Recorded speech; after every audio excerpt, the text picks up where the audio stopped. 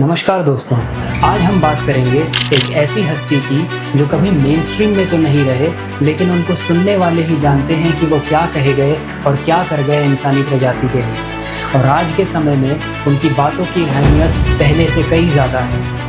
उनका नाम है कृष्णमूर्ति, जिद्दू कृष्णमूर्ति।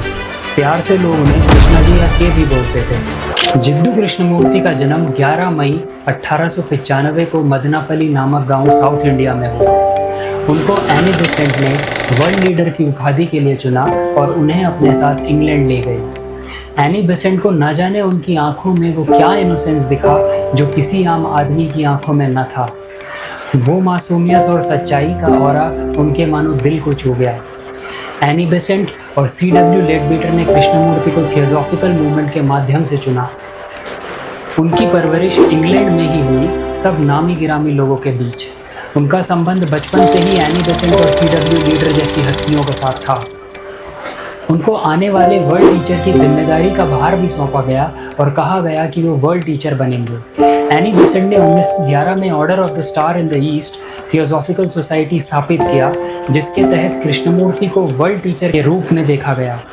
बहरहाल कृष्णमूर्ति बड़े हुए और उन्होंने अपनी एजुकेशन इंग्लैंड में ही पूरी कर, लेकिन कुछ था जो उन्हें भाया नहीं।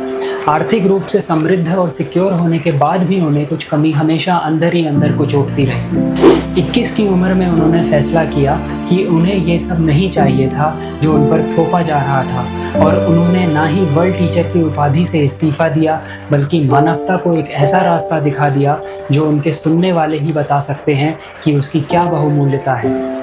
कुछ ऐसा बेशकीमती वो इस संसार को दे गए जो आज 2025 में उतना ही रेलेवेंट है जितना कि तब था, जबकि उससे बहुत बहुत ज़्यादा आज रेलेवेंट। बेशकीमती सही लफ्ज़ होगा उनकी टीचिंग्स का। 3 अगस्त 1929 को ओमन नीदरलैंड्स में कृष्णमूर्ति ने डिसोल्यूशन स्पीच देकर order of the star in the east को डिसॉल्व कर दिया और मसाइनिक लीडर रोल को रिजेक्ट भी कर दिया। इतना सीधा, सच्चा और इतना सही आदमी इंसानियत को मिला जिसकी जितनी प्रशंसा की जाए वो कम है। कृष्णमूर्ति ने आने वाले जीवन में बहुत विषयों पर चर्चा करी, जैसे ambition, violence, fear, pleasure, order, disorder, thought, nationalism, सत्य, और इतनी बेबाकी और सत्य से वो ये बातें बोलते थे कि जो भी उन्हें सुनता था वो उसे निकार नहीं पाता था। और हर एक के जीवन में उन्होंने जैसे सत्य का एक बीज बो दिया। जिन्होंने भी एक बार कृष्णमूर्ति को सुन लिया वो मानो बदल गया, सही मायनों में बदल गया। कृष्णमूर्ति ने 60 साल से अधिक जिंदगी पर चर्चा करी, रोज़मर्रा की इंसानी परिस्थिति और बिहेवियर पर चर्चा करी आम आदमी के साथ, जो आम आदमी कभी सोच भी ना सकता था। उन विषयों पर उन्होंने ऐसी बेबाकी से प्रकाश डाला कि मानवता सोचने पर विवश हो गई अपने ही बारे में। कृष्णमूर्ति का निधन 17 फरवरी 1946 को ओहाई, कैलिफोर्निया में हुआ। कृष्णमूर्ति मुश्किल बातें नहीं करते थे। हालांकि उनकी हिंदी इतनी अच्छी नहीं थी, लेकिन अंग्रेजी में इतनी साधारण तरीके से उन्होंने लोगों को वो समझा दिया जो किसी भी धर्म ने आज तक नहीं समझाया था। इनफैक्ट उन्होंने हर किस्म की अथॉरिटी को डिनाई किया, रिजेक्ट किया, और जो मानवता को एक सेट सिस्टेमिक स्ट्रक्चर से बांधती थी। उन्होंने इंसान को फर्स्ट क्लास ह्यूमन होने के लिए और स्वयं सोचने के लिए प्रेरित किया, स्वचालित होने के लिए प्रेरित किया, ना कि किसी बंधे बंधाए डर्रे से चालित होने के लिए। उन्होंने एक्शन, रिस्पॉन्सिबिलिटी, जिम्मेदारी पे वो कह डाला जो बिल्कुल किसी कंटेम्प्रेरी थिंकिंग के मानो विपरीत था। इसीलिए आज कृष्णमूर्ति पहले से भी ज़्यादा रेलेवेंट है। Truth is a pathless land, उनकी एक फेमस वन लाइनर जो वही समझ सकता है जिसने कृष्णमूर्ति को बहुत करीब से सुना हो, बहुत करीब से जाना और परखा हो।